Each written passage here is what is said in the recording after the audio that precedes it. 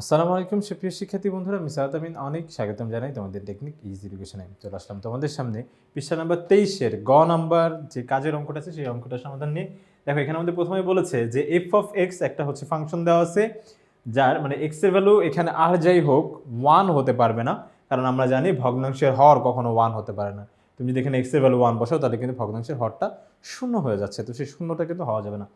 আচ্ছা, এবার বলছে এফ ইনভার্স বিদ্যমান হয় তবে, মানে এটা যদি তোমার বিপরীত ফাংশন থাকে, এফ ইনভার্স মানে বিপরীত ফাংশন, তাহলে এখানে বিপরীত ফাংশন থেকে কি F inverse minus F inverse 3 এটা নির্ণয় করতে বলছে। আচ্ছা, এফ ইনভার্স 3 এটা যদি বের করতে হয় তাহলে মানে আমাদের আগে বিপরীত ফাংশনটা নির্ণয় করতে হবে।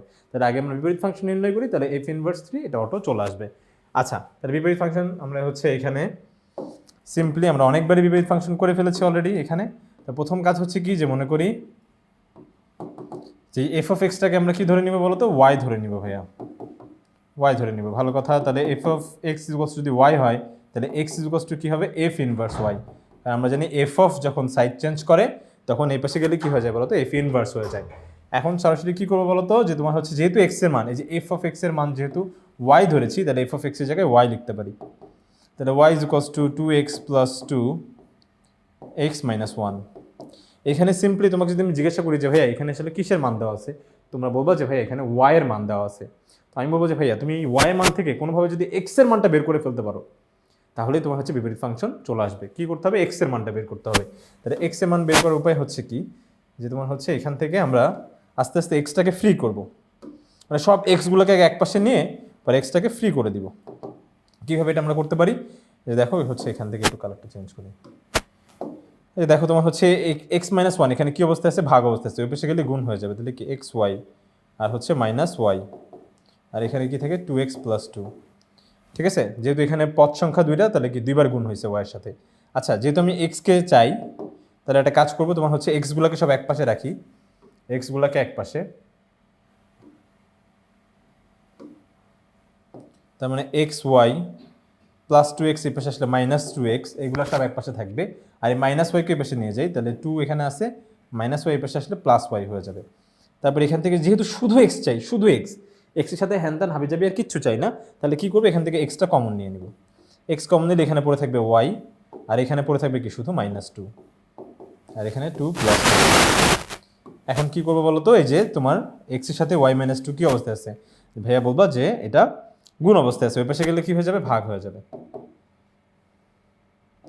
2 প্লাস ওয়াই তো অলরেডি আছে, এটা হয়ে যাবে কি বলতো তোমার হচ্ছে 2 প্লাস ওয়াই কি একটু সাজিয়ে সুন্দর করে লেখা যায়, ওটাই লিখি যে 2 প্লাস ওয়াই আর ওয়াই প্লাস 2 একই কথা, কারণ যোগ আর গুণকে কিন্তু আগে পরে লেখা যায়, তো সেই জন্য এটা আমরা করতে পারি।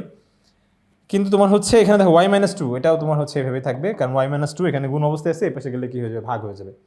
কেন এটাকে সাজিয়ে লিখছি, কারণ এখন দেখতে একটু ভালো লাগতেছে। আচ্ছা, তাহলে যেহেতু এক্স এর মানটা হচ্ছে অলরেডি আমরা কিন্তু পেয়েছিলাম, দেখো এক্স এর মান অলরেডি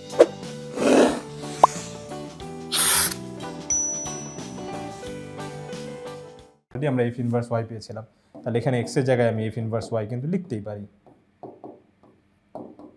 এখন তোমরা বলবা যে ভাইয়া আমি তো এফ অফ এক্স এর বিপরীত ফাংশন চেয়েছিলাম, কিন্তু এখানে এফ অফ ওয়াই এর চলে আসছে। তো আমি বলবো যে ভাইয়া ফাংশনে খুব সুন্দর একটা ব্যাপার, সেটা হচ্ছে কি, ফাংশনে তুমি যেই মানই দিবা ও আসলে সেই মানই ধারণ করবে। তুমি যদি এখানে ওয়াই দাও এখানে ওয়াই আসবে, এখানে ওয়াইয়ের জায়গায় তুমি যদি এক্স দাও তাহলে এখানে কি চলে আসবে, এক্স চলে আসবে। তুমি যদি এ দিতে তাহলে এ চলে আসতো, মানে যেই মানই দাও না কেন ও সেই মানই ধারণ করে নেবে। ভালো মানুষ খুব। আচ্ছা, তাহলে বিপরীত ফাংশন চলে আসছে, এখানে আমাদের বিপরীত ফাংশন কি, এফ ইনভার্স 3 এর মানটা বের করতে বলছে এক নম্বরে। এক নম্বরে হচ্ছে কি এফ ইনভার্স 3, তাহলে এফ ইনভার্স 3 কত হবে বলো তো, এক্স এর জায়গায় আমি শুধু জাস্ট 3 বসিয়ে দিব, যে মানই দিবে সেই মানই ধারণ করতেছে, তাহলে হচ্ছে 3 দিলে 3 চলে আসবে।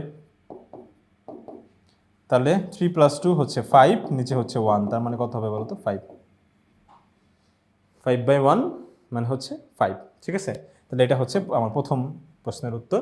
দ্বিতীয় প্রশ্নে কি বলেছে, বলছে F inverse P is equals two KP হলে পি এর মান কে এর মাধ্যমে, আচ্ছা পি এর সাপেক্ষে কে এর মান প্রকাশ করো, কে প্রকাশ করো। ঠিক আছে, তার মানে হচ্ছে কে ইজ ইকুয়ালস টু বের করতে হবে, এখানে কে এর মানটা বের করতে হবে। ঠিক আছে, পি এর সাপেক্ষে মানে পি দিয়ে কে এর মান। ঠিক আছে, তাহলে কে এর মান ইজ ইকুয়ালস টু হোয়াট, সেটা হচ্ছে আমার বের করা লাগবে। তাহলে F inverse P is equals two KP, তাহলে এখানে দ্বিতীয়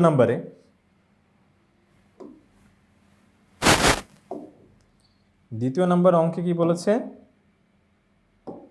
যে এটা হবে হচ্ছে 2 নম্বরে F inverse P is equals two কি বলেছে কেপি, তাই তো? তাহলে এফ ইনভার্স পি, আচ্ছা এটা হচ্ছে প্রশ্ন মতে লিখে নিই যে প্রশ্ন মতে F inverse P is equals two KP বলেছে। আচ্ছা তাহলে F inverse x is equals two যদি এটা হয়, যে উপরে যেটা দেখতে পাচ্ছ, তাহলে এখানে পি দিলে কি পি হয়ে যাবে না? ঠিক আছে, এখানে পি, দেখো এফ ইনভার্স পি, তার মানে 3 দিলে যেহেতু 3 হয়েছে, তাহলে পি দিলে পি হবে, তাহলে পি দিয়ে দাও। তাহলে এফ ইনভার্স পি মানে কি হবে? পি প্লাস 2, আর এখানে কি হবে বলতো? P minus 2 is equals two এই যে কেপি। তাহলে বলছে কে এর মান চাইছে, তো চাইছে কিন্তু কে এর মান, হ্যাঁ কে এর মান পি এর মাধ্যমে চাইছে। তাহলে বলো এখানে কেটাকে ফ্রি রাখতে হবে। আচ্ছা একবারে না করি, বলো এখানে পিটা কি অবস্থায় আছে ভাইয়া? বলছে ভাইয়া এখানে পিটা গুণ অবস্থায় আছে, এই পাশে গেলে ভাগ হয়ে যাবে। তাহলে ভাগ মানে কি নিচেরটার সাথে গুণ হয়ে যাওয়া, নিচেরটার সাথে গুণ হয়ে গেল, ঠিক আছে? তাহলে সেক্ষেত্রে কে ইজ ইকুয়ালস টু তোমার হচ্ছে পি প্লাস 2, আর হচ্ছে পি আর পি গুণ করলে পি স্কোয়ার মাইনাস 2p, এটাই হয়ে যাবে আমাদের কাঙ্ক্ষিত উত্তর। এই দেখো কে এর মানটাকে আমরা হচ্ছে পি এর সাপেক্ষে কিন্তু প্রকাশ করে ফেলেছি। শুধু জাস্ট এখানে এটা কিন্তু একটু বুঝো যে পিটা এখানে গুণ অবস্থায় আছে, এই পাশে আসলে ভাগ হবে, আর ভাগ মানে হচ্ছে কি হরের সাথে আসলে এটাকে গুণ অবস্থায় রাখতে হবে, ঠিক আছে? তাহলে আমরা কিন্তু আসল মানটা পেয়ে যাবো। আশা করি বন্ধুরা তোমরা সম্পূর্ণ বিষয়টা সুন্দরভাবে ভালোভাবে স্পষ্টভাবে বুঝতে পেরেছো। পরবর্তী ভিডিও দেখার জন্য আমন্ত্রণ জানিয়ে আজকে এখানে শেষ করছি। ধন্যবাদ সবাইকে।